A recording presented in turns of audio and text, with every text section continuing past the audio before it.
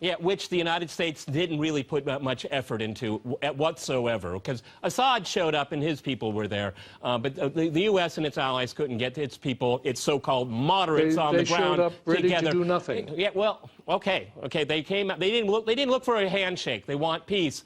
Rachel, if I can go to you, you know, Richard says he doesn't expect a handshake. I don't either, okay? But maybe they could stop funding these people and start exporting violence to Syria and let Syria, you know, go back to Geneva. But no, they won't.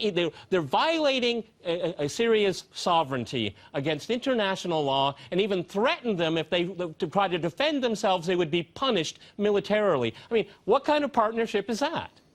It's a very bad one, and it sets a terrible tone and a terrible message. I mean, the US talks about the need for diplomacy, but it doesn't act in a diplomatic way. Already, these airstrikes, they don't even have Congress approval, much less anything wider.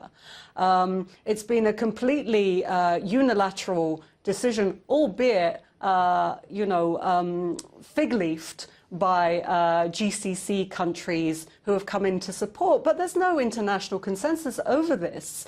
And so, you know, how can you talk about diplomacy when you then exclude nations in this way? And certainly there is, as you say, a massive opportunity here to actually join forces and unite and defeat this kind of common enemy, a rare opportunity. For the first time in such a long time, the US and Iran are on the same page. They have the same interests. So you would think it would be a good time to talk to each other. Likewise with Russia. I mean, Russia already proved that it can act diplomatically for good in Syria by being part of the de-escalation of chemical weapons in Syria. If you remember, that was the deal brokered last year. So it already has shown capacity and willing to do it. If anybody is showing a reluctance to negotiate at the moment, you have to say it's the US.